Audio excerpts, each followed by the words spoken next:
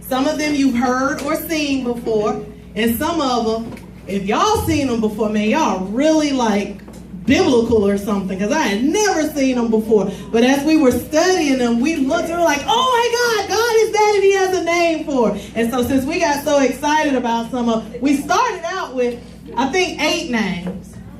I think we ended with 22. So I don't really know how that happened, but we just got really excited. We had to cut ourselves off because truthfully, there are more than 100 names of God. So even after this study, we have not even tapped the surface of all these names. So names are very important. That's why those of you, if you don't have any children now, please be very specific what you name your children, because you are speaking that into your child every time you call their name. All right? Jesus.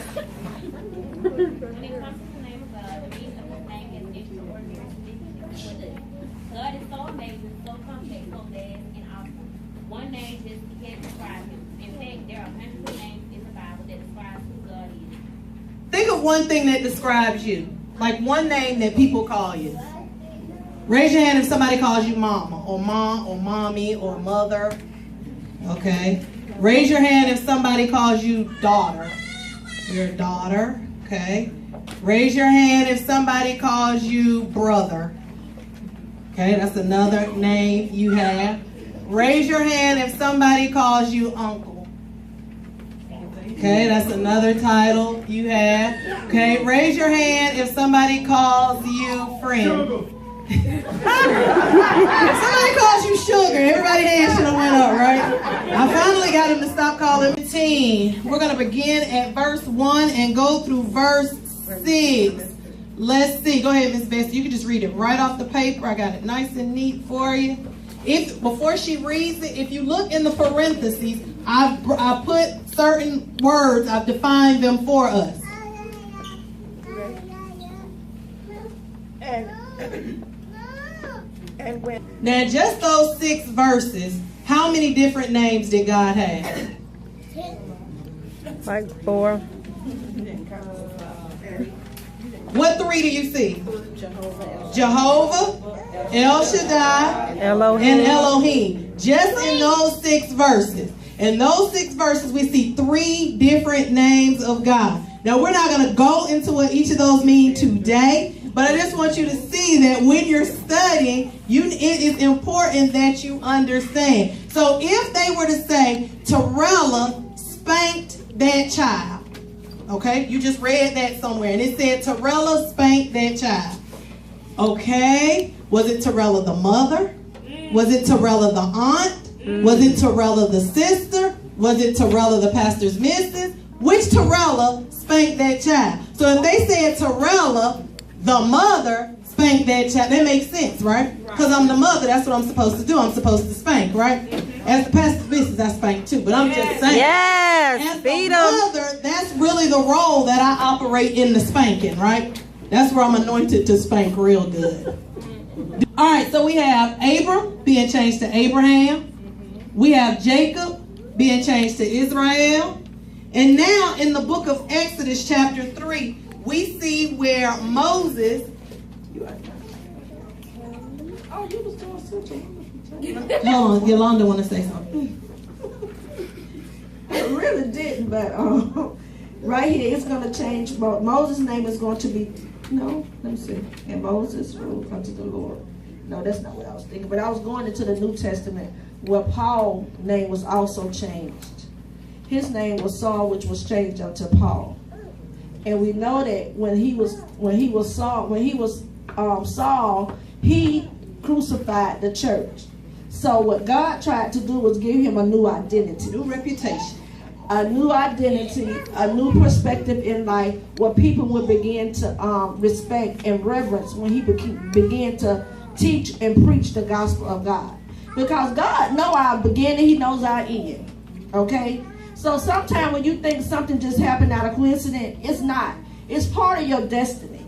Everything that you're going through, even when you say it was a hookup or something, it's manifesting for you to meet your destiny. Okay? So don't discredit anything that you go through in your life.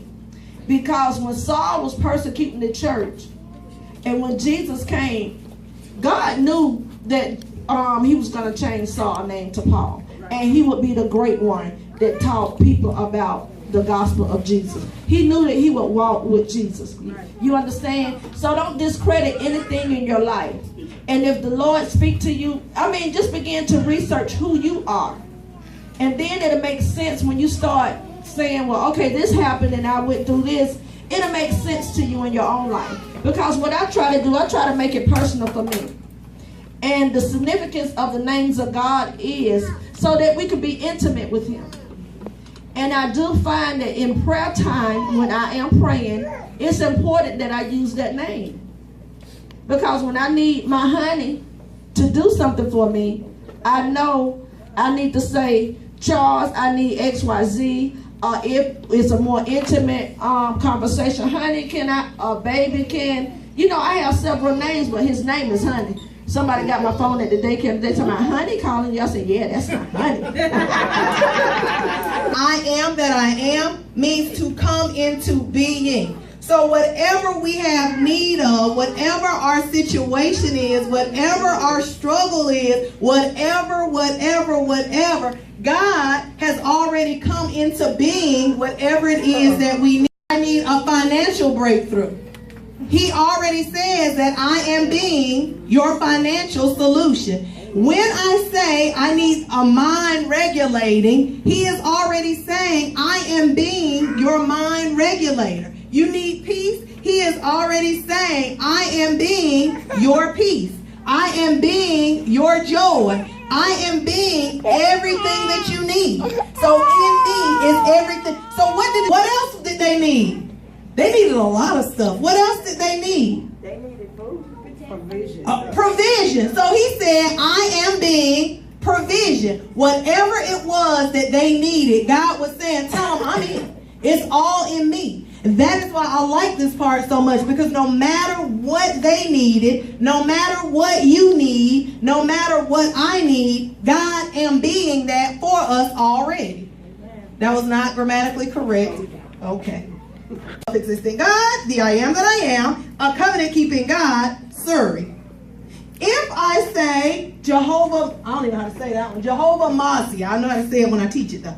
Jehovah Mazi, I am saying he is the unchanging, eternal, self-existing God, the I am that I am, a covenant keeping God. Y'all see that? Yep. Simply, we would just say God. However, when I say that God in terms of Jehovah, I'm saying all that stuff at one time. When you say Terrella, you are saying Terrella, Cherie, Davis, Thomas, mother, aunt, sister, wife, cousin, friend. You're saying all of that at one time. All right? Then the ones that don't have Jehovah, they have El in front of them. El is Hebrew for God, the strong one. So every time I say El Elyon, I am saying God the strong one, Elyon. I won't tell y'all what they mean. Every time I say Elkanah, I am saying God the strong one, Kana. Make sense? Yeah. He's so much that he has to have two parts to his name.